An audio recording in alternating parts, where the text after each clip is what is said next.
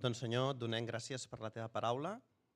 Ajuda'ns a estudiar-la, a estimar-la i a deixar que ens parli en els cors. I ajuda'ns ara a estar atents i a escoltar el que tens preparat per dir-nos. En el nom del Senyor Jesús. Amén.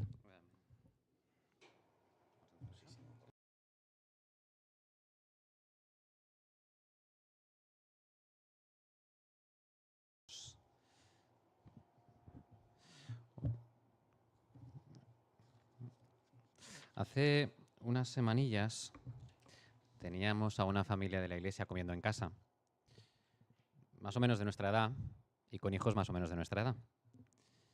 Y hacíamos broma diciendo que tener invitados en casa tiene una doble bendición. La primera, que compartes un tiempo con gente que quieres. Y la segunda, que te obligas a tener la casa limpia. Eso los que no tenéis hijos, no sé si lo entenderéis, pero os llegará y os acordaréis de esto, ¿no? La verdad es que preparando este texto, la bendición espero que sea para vosotros, porque yo previamente he sido bendecido, ¿no? Y hace mucho tiempo, por gracia divina, nunca mejor dicho, Dios me enseñó muchas cosas y entendí que todas esas cosas que me enseñaba no eran para atesorarlas, eran para compartirlas. Y yo siempre digo que yo he sido bendecido para bendecir, no para atesorar. Así que espero que os sea de bendición. El texto que le vamos a leer es en 1 Tesalonicenses 4, versículos del 1 al 12. Como dice mi hijo, 4 dividido 1 menos 12, que me gusta mucho más. Y dice: por lo demás, hermanos, os rogamos y exhortamos en el Señor Jesús que de la manera que aprendisteis de nosotros, como os conviene conduciros y agradar a Dios, así abundéis más y más. Porque ya sabéis qué instrucciones os dimos por el Señor Jesús. Pues la voluntad de Dios es vuestra santificación, que os apartéis de fornicación. Que cada uno de vosotros sepa tener su propia esposa en santidad y honor, no en pasión de concupiscencia, como los gentiles que no conocen a Dios. Que ninguno agravie ni engañe en nada a su hermano, porque el Señor es vengador de todo esto. Pues ya os hemos dicho y testificado. Pues no nos ha llamado Dios a inmundicia, sino a santificación. Así que el que desecha esto, no desecha a hombres, sino a Dios, que también nos dio su Espíritu Santo. Pero acerca del amor fraternal no tenéis necesidad de que os escriba, porque vosotros mismos habéis aprendido de Dios que os améis unos a otros. Y también lo hacéis así con todos los hermanos que están por toda Macedonia. Pero rogamos, hermanos, que abundéis en ello más y más, y que procuréis tener tranquilidad y ocuparos en vuestros negocios y trabajar con vuestras manos de la manera que os hemos mandado, a fin de que os conduzcáis honradamente para con los de fuera y no tengáis necesidad. Cuando preparo una predicación, normalmente uso un sistema que es que lo leo, empiezo a tener ideas, cojo papel y lápiz, empiezo a tomar notas, a hacer bosquejos, leo estudios bíblicos al respecto, escucho otras predicaciones. Y en este caso en concreto he de deciros que me ha ayudado el hecho de tener una mujer que es psicóloga especialista en terapia de pareja y encima ha estudiado sexología. Así que me viene muy bien el hecho de tener el poder palpar de forma muy práctica el cómo las parejas entienden, viven y se relacionan. Ella está predicando a los más pequeños, a vosotros os he tocado yo, pero sí que es cierto que este texto y lo que hemos leído es eminentemente práctico. ¿De dónde venimos? Bueno, venimos de qué nos explicaba Pablo, Silas y Timoteo de lo que había pasado. Nos estaba explicando Pablo, ¿no? Y nos hablaba del pasado.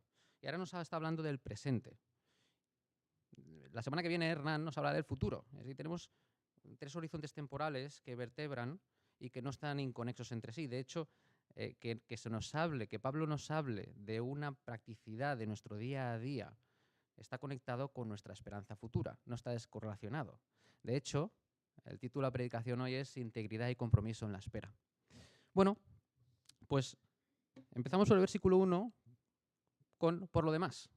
Y Pablo aquí no está diciendo, no está concluyendo, ¿no? Parece o puede dar a entender en cierta manera que aquello era lo importante y ahora ya hago una postdata y os explico lo que me quedaba por deciros, sino que es como una especie de conjunción. Oye, y os añado todo esto. Y empieza rogando y exhortando. Empieza pidiendo, como un ruego, por favor, y es una exhortación, y os exhortamos, es encarecidamente, ¿no? Podría decir, oye, os pedimos encarecidamente lo que viene a continuación. ¿Qué? Una cosa que ya la habéis aprendido de nosotros. Hemos sido íntegros, os hemos dado nuestro ejemplo. No lo aprendéis con desconexión de lo que nosotros hemos vivido y os hemos enseñado. Eso no sucede. De hecho, todos los que seáis padres, seguro que habéis escuchado alguna vez la frase, tú dices no sé qué, pero haces no sé cuánto.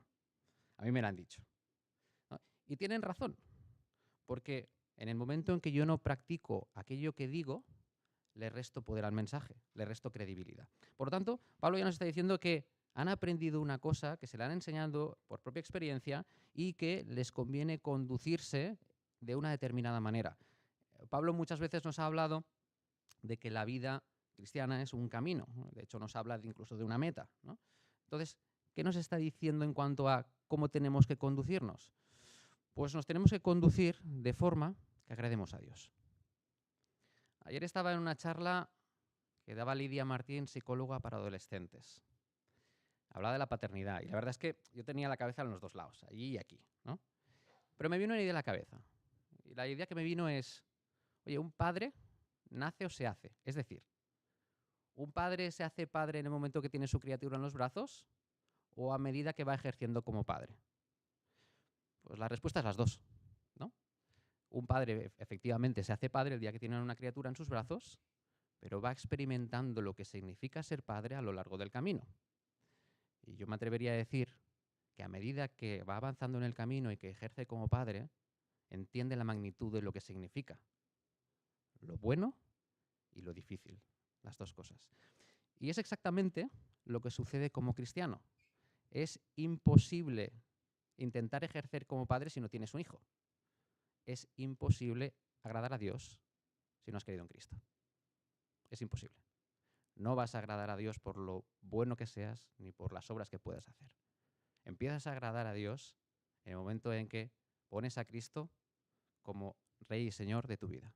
Y ahí, el objetivo del cristiano, de aquel que ha creído en Cristo, es agradar a Dios. Y aquí nos va a hablar de 3 formas concretas de agradar a Dios. En el versículo 1 acaba diciendo, abundáis más y más. Y está chulo porque no les está regañando, les está diciendo, esto ya lo sabéis, esto ya lo hacéis y os animo a hacerlo más. Y seguramente, precisamente con un niño, cuando hace una cosa bien, decís, muy bien, adelante, sigue así. Y eso es lo que les está diciendo, seguid así, lo estáis haciendo bien, seguid así. Esto, en el versículo 2, no os lo digo yo, os lo digo por el Señor Jesús, la autoridad no es mía, la autoridad es de Dios. Es interesante ver cómo Pablo muchas veces también hace una división entre cuál es su opinión y cuál es la autoridad de Dios. Y aquí nos está diciendo, oye, aquí no hay mucho debate. Esto que os voy a decir, los digo con la autoridad de Dios. ¿Y qué tema toca? Pues el primer tema que toca es el de las relaciones sexuales, la intimidad conyugal. Y me parece un tema interesante. Y me parece un tema interesante para hablar y para conocer. Porque de sexo se habla y se habla mucho. Y si no se habla aquí, allí se habla. Y nuestros chicos y chicas, adolescentes, jóvenes, van a recibir información. Y van a recibir impactos. Y la pregunta es qué tipo de impactos van a recibir, ¿no? Yo creo que es nuestro deber como padres, como iglesia, hablar de este tema. Y entenderlo desde una forma y desde un primer muy sano. Y lo que nos encontramos en los siguientes versículos, cuando uno lo lee de carrerilla, permitidme la expresión, da la sensación de que no, malo, no. Si alguien lo lee muy rápido, da esta sensación. Nos encontramos con un quiasmo. Entre los versículos 2 y los versículos 8 nos encontramos con un quiasmo. Un quiasmo, para los que no estéis familiarizados con la palabra, es una estructura literaria simétrica. Lo que en el cole conocíamos como capicúa, ¿no? Un número que empieza y acaba igual. 1, 2, 3, 4, 3, 2, 1. Eso es un quiasmo. Nos explica la primera idea, la segunda, la tercera, la cuarta. Nos vuelve a explicar la tercera idea, la segunda y la primera. Eso es lo que está haciendo. ¿Cuáles son ¿Cuáles son esos diferentes bloques? Bueno, el primero es autoridad divina. No os lo explico yo. Esto viene de parte de Dios. La segunda es, que es camino de santificación. La tercera, apartarse de fornicación. La cuarta, y es la central, esposa en santidad y honor. Repite la tercera, no en pasión de concupiscencia. Cuarta, vuelve a hablar de santificación. Y en el versículo 8 vuelve a hablar de autoridad divina, cuando habla de que Dios juzgará. Por lo tanto, aunque hayamos podido leer muy rápidamente y nos da la sensación de no, no, malo, malo, no, no, el bloque central está hablando de dónde sí, dónde es bueno.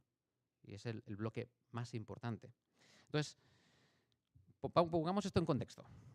¿Qué vivían esta gente de Tesalónica? ¿Qué estaban experimentando? Bueno, pues estaban experimentando que en su día a día, culturalmente, el sexo era algo sobre lo que no había ningún tipo de control, desenfreno, alegría. Déjate llevar por tu pasión, déjate llevar por los estímulos. Y de hecho lo tenían divinizado. Tenían la diosa Afrodita, que era la diosa del sexo. De hecho tenían prostitución religiosa.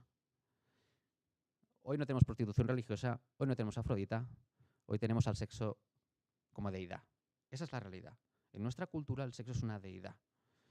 No hace falta ver más que el consumo de sexo desenfrenado por la vía de la pornografía que tienen jóvenes, adolescentes, incluso críos. Los primeros contactos de los chicos con la pornografía empiezan a los 8 años de media. 8 años. Eso es una barbaridad. No acaba ahí. He citado a niños, adolescentes y jóvenes. La realidad es que el problema de la pornografía no tiene edad. No acaba ahí.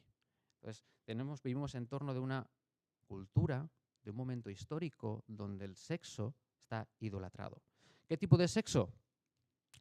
Pues un sexo que no es el que está diseñado por Dios. El versículo 3 nos habla de fornicación. La palabra original en griego es porneia. De hecho, lo que está criticando Pablo y poniendo como algo no sano es relación sexual ilícita, aquello que no te conviene. Yo creo que todos en nuestro día a día convivimos con conversaciones, imágenes que evocan hacia esto. Y Dios nos habla de una forma buena, sana, de vivirlo.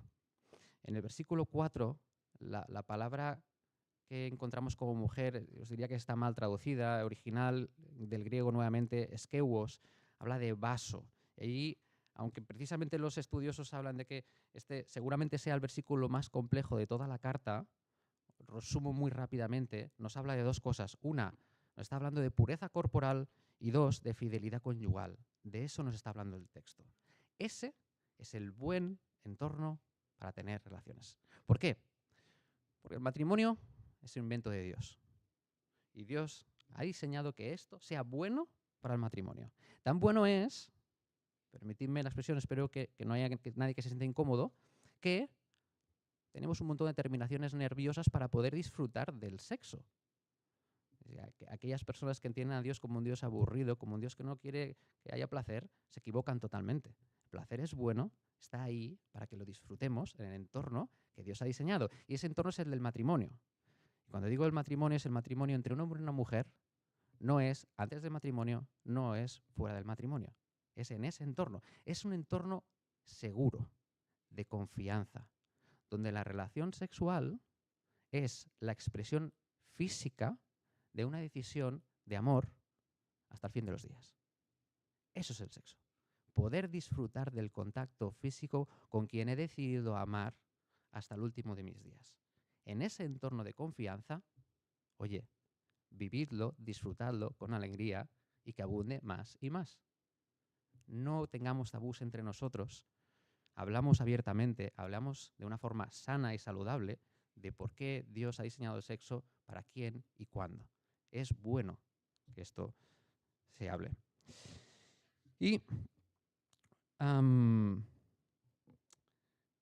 el versículo 5 habla de concupiscencia.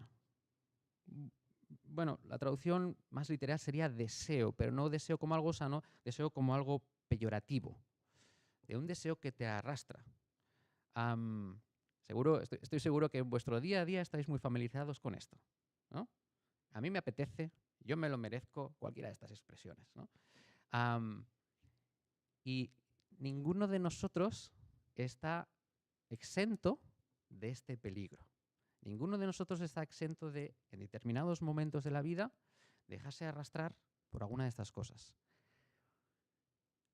Seguro que habéis tenido hermanos y hermanas que han caído aquí. Y por lo tanto, la primera reflexión que yo me hice cuando siendo un chaval me di cuenta de que aquellas personas a las que yo admiraba como hermanos y hermanos caían en esto, la primera reflexión que hice fue, bueno, a mí no me va a pasar. Esto a mí no me pasa. Y me parece muy interesante el cómo Pablo aborda este tema cuando alguien puede tener esta primera idea, no en esta carta, en 1 Corintios 10:12. Y dice así que el que piensa estar firme, que mira, que no caiga. Cuidado, que si crees que estás fuerte, a lo mejor te deslizas. Y es una invitación a estar atentos, a estar vigilando, a estar firmes en Dios y a tener una buena relación con nuestro cónyuge. Esa es la primera. La segunda idea que os quiero dejar es que hablaba con Lidia y en nuestro entorno, pues, por desgracia, esto sucede. Y cuando sucede, en muchas de esas ocasiones me recuerda un poco cuando ha habido un asesinato en la televisión y entrevistan al vecino y dicen, pues nunca lo hubiese dicho. Bueno, pues yo nunca lo hubiese dicho. Cuando me pasa por al lado, ostras, esta no me la esperaba, ¿no? Y hablaba con Lidia y decía, oye, ¿cómo es posible? Y mi mujer con mucha sabiduría me dijo, Carlos, la infidelidad no empieza el día que te despiertas en la cama equivocada. La infidelidad empieza el día que haces una concesión que no deberías haber hecho. Una mirada que no deberías haber hecho, una llamada que no deberías haber hecho o un café que no deberías haber hecho. Ahí empieza la infidelidad. La cama ajena es la consecuencia de todas estas pequeñas concesiones que no se deberían haber producido. Así que estemos atentos, estemos velando de si en alguno de nuestros hermanos tenemos la mínima duda o si vosotros tenéis tentación, pedir ayuda. No estáis solos. De hecho, nos enlaza estos versículos con los versículos que habla del amor fraternal y no están inconexos. Una de las cosas buenas que tenemos es, una, que tenemos a Dios, y dos, que Dios nos ha dado una familia, una iglesia, en la que podemos ayudar los unos a los otros. Así que, en confianza, en intimidad, si estás pasando por algo de esto, pide ayuda, no estás solo. Acabo este bloque y cuando pensaba en este tema, pensaba que la recomendación o la explicación que Lidia me hacía de esto, que era quizá muy accesible, muy de nuestro día a día, muy del entender que la infidelidad se comete con pequeños pasos en la dirección incorrecta, que Jesús ya nos había hablado de ello, ¿no? Y que Jesús nos habla de ello con diferentes versículos, alguno de ellos hablando de, cuidado, que si tu ojo te provoca poder caer, es mejor arrancártelo que, ¿no? Evidentemente no es literal, sino aquí todos ciegos. Y hablaba de otra forma de evidenciar esto, ¿no? Que es que dice, oye, si tú en tu cabeza ya te has imaginado algo, ya has pecado. Esto no quiero que nadie me lo coja por la vertiente religiosa. No se trata de ir mirando al suelo, ¿vale? Pero igual que, como decía Lutero, tú no puedes evitar que los pájaros den vueltas sobre tu cabeza, sí puedes evitar que aniden en ella. Si para ti es un problema, pide ayuda. Apártate de posibles tentaciones. Y si no lo es, ayuda con tu ejemplo, ayuda con tu buena exhortación al hermano el hecho de que pueda sufrir algo así. Y pasa a otro bloque, ¿no? Hemos hablado de sexo, hemos hablado de dónde es bueno que haya relaciones sexuales donde es sano, donde es placentero, y no es un texto teórico, es un texto práctico para vivirlo. Y pasa al del amor fraternal, y como decíamos antes, no están inconexos. Podemos ser de ayuno los unos a los otros. De hecho, en el último versículo, en el 7 y en el 8, nos dice, oye, esto es posible vivirlo. Es posible vivirlo en un entorno de santidad sexual. ¿Y qué 4 ideas nos ha dejado Pablo para poder vivir en santidad sexual? La primera, el temor de Dios. Y nos habla de que Dios es vengador. Y Dios es vengador porque la fornicación te destruye a ti y destruye a aquel con quien las has practicado. No te está destruyendo solo a ti. Dios es vengador de ello. El temor de Dios es la primera. La segunda es la llamada de Dios a la santificación. Coge el camino que agrada a Dios. Esta es una forma práctica. La tercera es que Dios nos da su Espíritu Santo. De hecho, en la versión de Reina Valera pone el verbo en pasado, no está bien traducido. Dios nos da su Espíritu Santo. Si me permitís, yo os diría que Dios nos está dando su Espíritu Santo. Es un presente continuo. Dios constantemente nos da su Espíritu Santo. Trabaja en nosotros para esto. Y finalmente, como decía antes, la ayuda a la comunidad. Y aquí pasa a algo que es el amor fraternal. El cómo amarnos los unos a los otros. Antes de entrar aquí, decirme que como ejemplo tenemos a Cristo. Porque Cristo fue fiel. Fue fiel y será fiel. Y ha prometido ser fiel. Y ha prometido venir a buscar a su esposa. Y a disfrutar de su esposa por siempre, la Iglesia. En un amor sano, en un amor que no tendrá fin. Y cuando habla del amor fraternal, pues unas cuantas ideas que me parecían muy interesantes. La primera es que en cuanto al amor no somos autodidactas. Dice que lo aprendimos de Dios, somos teodidácticos. El amor que nosotros podemos dar es el que hemos recibido de Dios primero. Este es el amor que podemos dar. Esta es una iglesia muy acogedora. Los que me conocéis más y he hablado más con vosotros, os he de decir que como familia nos hemos sentido queridos y acogidos desde el principio. Y gracias a Dios por ello. Mi petición y la petición de Pablo es y abundemos más y más en ello. Que todo quien entre por la puerta se sienta querido, no juzgado, se sienta querido y acogido, y que lo que vea en nosotros no sea otra cosa del reflejo de Cristo en nosotros. De hecho, en Juan 13:35, eso es lo que nos está diciendo. Y sed conocidos por el amor que os tenéis los unos a los otros. Esta tiene que ser nuestra marca de identidad. Como iglesia de Camí Bay, como iglesia universal. Que amemos al que Dios nos ha puesto cerca. Pero este texto habla específicamente del amor al dinero y habla de la iglesia de Macedonia y está hablando de cómo los tesalonicenses ayudaron a los macedonios y habla de una ayuda económica. No está hablando de una ayuda no tangible, de una cosa concreta.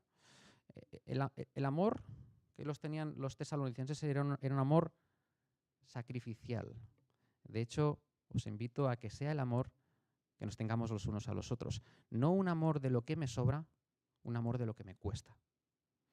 No un amor de yo tengo esto para mí, tiempo, dinero, amistades, relaciones, sino un amor de oye, Cristo se entregó por mí, yo me entrego por el prójimo. Y fijaos que dice en el versículo 10, con todos los hermanos. Habla de todos los hermanos. En las iglesias, y evidentemente esta en la nuestra no pasa, pero en las iglesias se acostumbran a crear corrillos. Ama a todo el mundo. Relaciónate con el que te cuesta. Relaciónate con el que no tienes nada en común. Relaciónate con el que no tienes hobbies, ni la misma edad, ni los mismos hijos. Y ámale porque es tu hermano, no porque te apetece, porque es un mandato. Porque Cristo te amó sin límites. Y de hecho, quería cerrar precisamente otra vez con Cristo, ¿no? Yo disfruto del amor que Cristo tuvo, tiene y tendrá conmigo.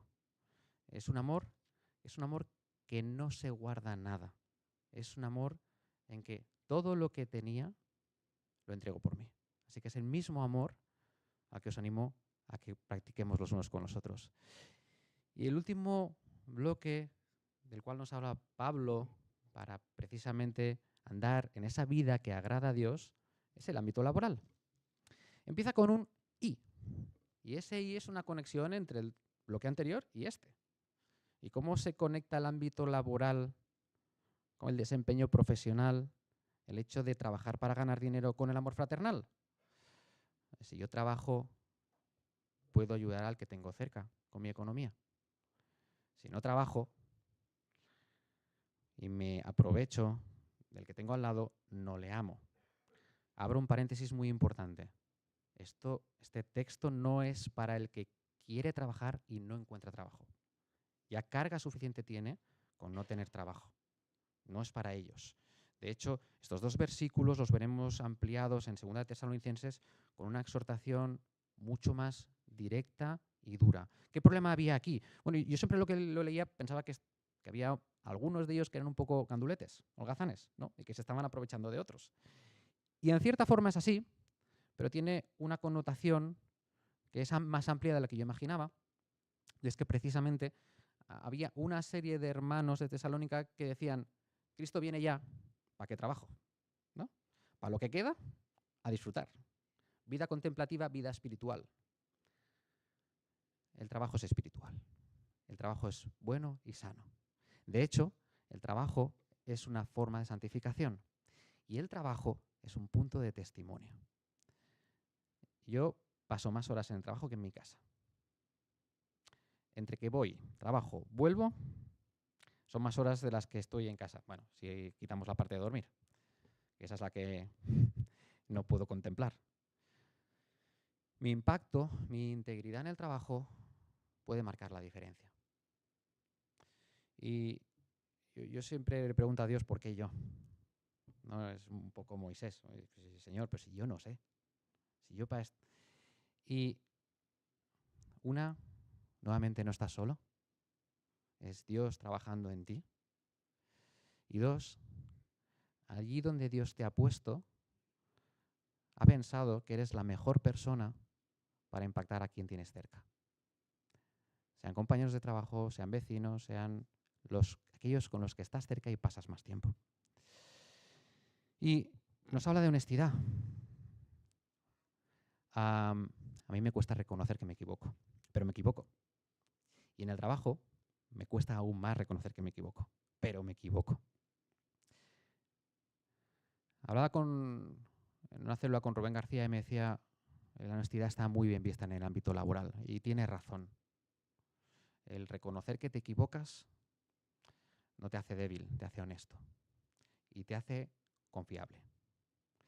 Y si con esos atributos apuntas y das el mérito a Cristo, sabrán que la fuente de todo eso bueno que ven no es tuya y querrán saber quién y por qué. Y dejadme que cierre con una idea que es nuevamente la de apuntar a Cristo. Y Cristo trabajó. Bueno, de hecho, Dios trabajó. En la creación empieza trabajando, descansa el 7º día. Cristo viene, trabaja. Trabaja hasta límites increíbles. ¿Recordáis la escena con los discípulos en que se queda dormido en una barca donde hay un oleaje que ellos piensan que van a morir? Pues no sé qué tipo de cansancio es el que te hace dormir en una barca donde hay ese tipo de oleaje, pero previamente has tenido que trabajar tanto como para estar así de cansado, ¿no? De hecho, él dijo que no vino a ser servido, vino a servir, vino a trabajar. Y su Espíritu Santo sigue trabajando en nosotros. Por lo tanto, entendamos al trabajo como algo que Dios hace y es bueno para nosotros. Son 3 ámbitos muy prácticos en los que caminar agradando a Dios, que es nuestro objetivo como cristianos. Y cuando haya dificultades, que las va a haber, levantemos la mirada y veamos que todo esto tiene fin. Hay una esperanza futura, una esperanza que aún en los malos momentos me da gozo, me da una ilusión, me da un por qué seguir. Hace ya muchos, muchos años hicimos un grupo de música, amigos y familiares. Y la verdad es que fue bastante chulo. Aquello cogió un volumen más guay de lo que nos hubiésemos imaginado en un principio. Y quisimos entrar en lo que era la escena del rock de Barcelona, y os estoy hablando de hace un poquito más de 10 años. Y la verdad es que fue muy chulo poder compartir nuestra experiencia, ¿no? Y el único disco que sacamos, que está en internet y si lo queréis escuchar, ahí lo tenéis entero, se llamaba El Impacto. Entendido el impacto como aquello que impacta, o mejor dicho, como aquel que impacta. Como aquel que transformó la historia, como aquel que transformó mi vida, como aquel que me sigue transformando hoy, como aquel con quien quiero estar el día de mañana. Y eso provocó y sigue provocando una explosión, un estallido, una disrupción que sigue transformando a las personas a día de hoy. Y no os digo nada más, dejo que suene y me despido.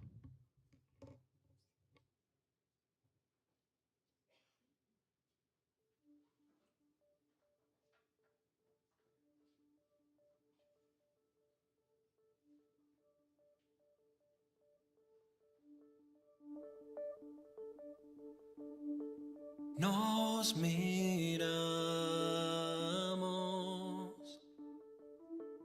en silencio,